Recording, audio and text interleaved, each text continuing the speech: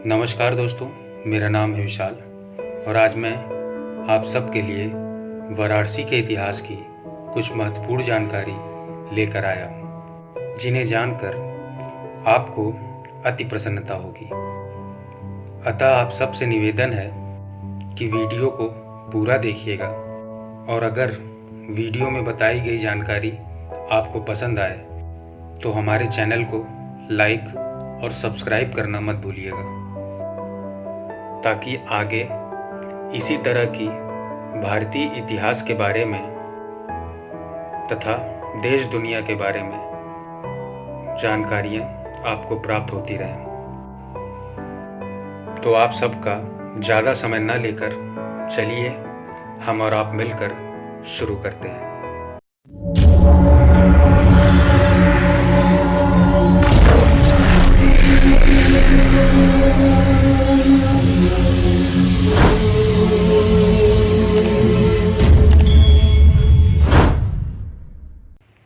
वाराणसी, जिसे हम बनारस या काशी के नाम से भी जानते हैं, यह भारत के उत्तर प्रदेश राज्य में गंगा नदी के तट पर बसा एक पावन शहर है तथा यह भारत देश का एक प्रमुख धार्मिक केंद्र है। इस शहर ने बौद्ध धर्म और रविदासियों के विकास में एक महत्वपूर्ण भूमिका निभाई है। हिंदू पौराणिक कथाओं के अनुसार वाराणसी की स्थापना स्वयं भगवान शिव जी ने की थी तथा यह शहर उनके हृदय के अति करीब माना जाता है। तभी तो महाभारत के नायक पांडवों ने शिव जी की तलाश में इस शहर का दौरा किया था, ताकि वे पितृदोष और ब्रह्मदोष के पाप का प्रायश्चित कर सकें, जो उन्होंने महाभारत धर्म युद्ध के दौरान किया था।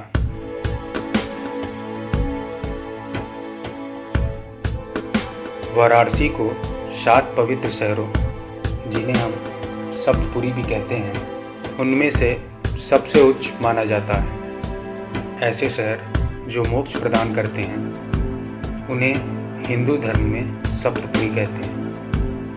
सप्तपुरी शहरों के नाम अयोध्या, मथुरा, हरिद्वार, काशी, कांची, अवंती तथा द्वारका है। और काशी की राजकुमारी अंबिका और अंबालिका को हस्तिनापुर के शासक विचित्रवीर्य से विवाह हुआ, जिन्होंने बाद में पांडु और धृतराष्ट्र को जन्म दिया।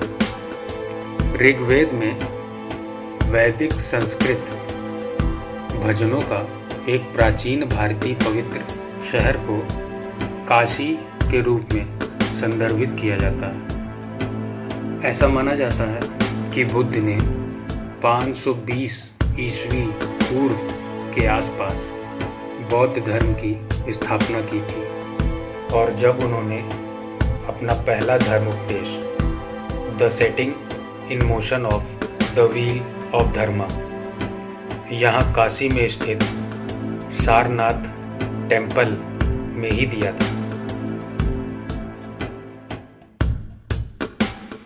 मध्य युग के दौरान वाराणसी बुद्धिजीवियों और धर्मशास्त्रियों के लिए गतिविधि का केंद्र बना रहा। वाराणसी ने धर्म और शिक्षा के सांस्कृतिक केंद्र के रूप में योगदान दिया है। और यही नहीं, भक्ति आंदोलन के कई आंकड़े वाराणसी में ही पैदा हुए थे, जिनमें कबीर का जन्म सन 1389 यानी 1389 में, और रविदास, जो कि 15वीं शताब्दी के सामाजिक धार्मिक सुधारक, रहस्यवादी कवि और एक आध्यात्मिक व्यक्ति थे, उनका जन्म भी यही हुआ था। वे शहर में रहते थे और देनरी उद्योग में कार्य करते थे। सबसे पहले विदेशी पर्यटक 16वीं शताब्दी के दौरान शहर में पहुंचने लगे थे। सन 1665 में फ्रांसीसी यात्री जेबी टेवर्नियर ने गंगा किनारे बिंदु माधव मंदिर की स्थापत्य कला का वर्णन किया था। इस दौरान सड़क के बुनियादी ढांचे में भी सुधार किया गया था। इसे कोलकाता से पेशावर तक विस्तारित किया गया था, जो बाद में ब्रिटिश राज के दौरान प्रसिद्ध ग्रैंड ट्रंक रोड या जीटी रोड के नाम से प्रसिद्ध हुआ। लेखक मार्क ट्वेन ने 1897 में यानी 1897 में लिखा था, बनारस इतिहास से भी पुराना है, परंपरा से भी पुराना है तथा किंवदंतियों से भी पुराना है।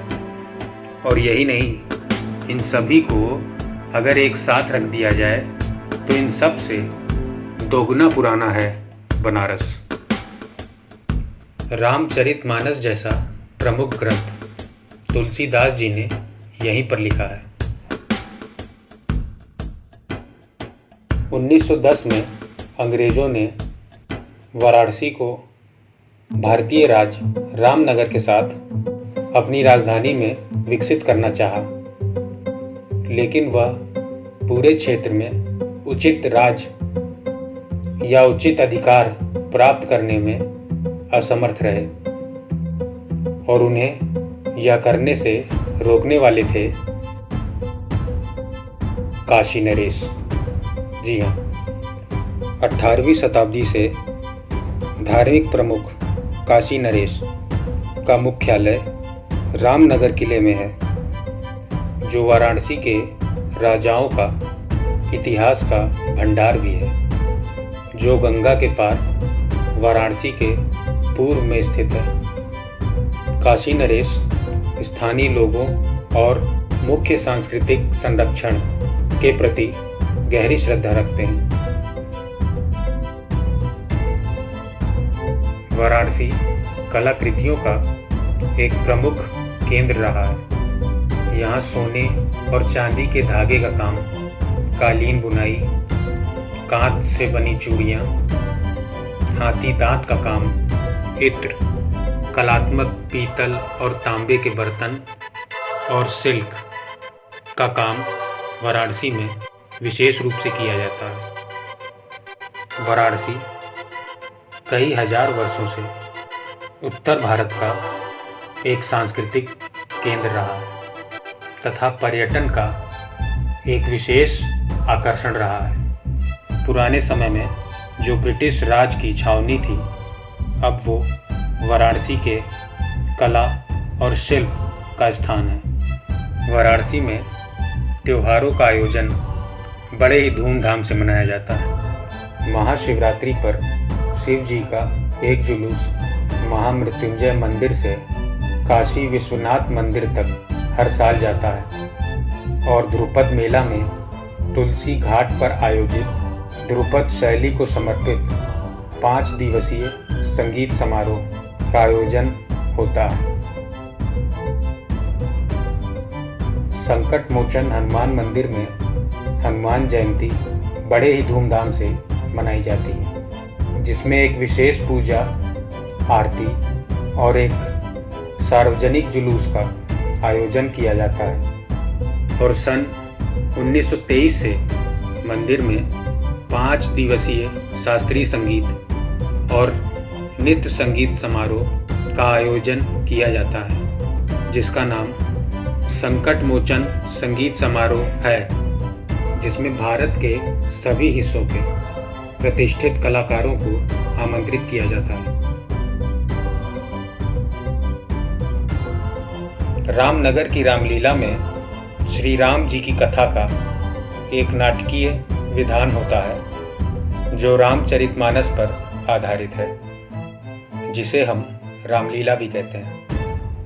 काशी नरेश द्वारा प्रायोजित यह रामलीला 31 दिनों तक हर शाम दशहरे के उत्सव पर रामनगर में किया जाता है तथा अंतिम दिन इस रामलीला में श्री राम रावण का वध करते हैं और इसी खुशी में लोग दशहरा पर्व मनाते हैं।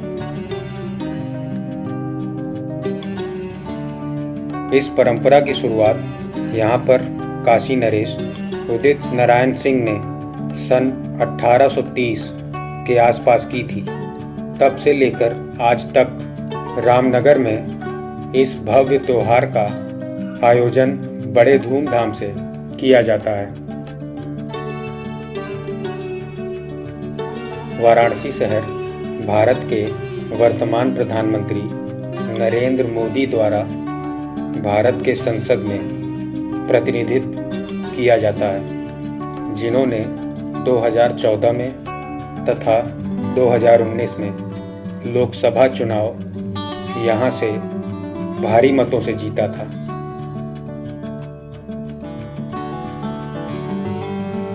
यह शहर अपने कई घाटों के लिए भी जाना जाता है। नदी तट के किनारे पत्थरों से बने ये अद्भुत घाट, जहाँ तीर्थयात्री अनुष्ठान करते हैं, जिनमें विशेष रूप से दशाश्वमेध घाट, पंचगंगा घाट, मणिकर्णिका घाट और हरिश्चंद्र घाट आदि हैं। आपको जानकर हैरानी होगी, वाराणसी में कुल अनुमानित 23,000 मंदिर हैं, जिनमें मुख्य रूप से काशी विश्वनाथ मंदिर,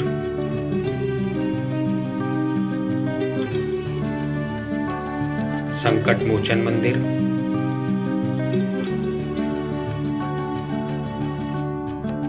दुर्गा मंदिर आदि हैं। और काशी नरेश वाराणसी के मुख्य सांस्कृतिक संरक्षक हैं और सभी धार्मिक समारोह का एक अनिवार्य हिस्सा है। वाराणसी एक शैक्षिक तथा संगीत का केंद्र भी है। यहाँ कई प्रमुख भारतीय दार्शनिक, कवि, लेखक तथा संगीतकार शहर में रहते थे और आज भी रहते हैं। यह वह जगह है जहाँ हिंदुस्तानी शास्त्रीय संगीत को बनारस घराना के रूप में विकसित किया गया था। और यहीं पर एशिया के सबसे बड़े आवासीय विश्वविद्यालयों में से एक बनारस हिंदू विश्वविद्यालय यानी BHU है। और संस्कृति के मूल जड़ों को चमकाने के लिए वाराणसी को लाइट ऑफ सिटी के रूप में भी जाना जाता है। और अंत में दोस्तों, अगर वीडियो में दी जानकारी आपको अच्छी लगी हो और इसे सुनकर अगर आपका दिल प्रसन्न हुआ हो तो वीडियो को लाइक ज़रूर करिएगा और चैनल को सब्सक्राइब करना मत भूलिएगा, ताकि आगे चलकर ऐसी कई ऐतिहासिक जानकारी और अनेकों रोचक तथ्य आपको मिलते रहें। और अंत में बनारस के लिए एक कहावत है, जो आनंद बनारस में, पेरिस में न फारस में। धन्यवाद। जय हिंद, जय भारत, वंदे मातरम।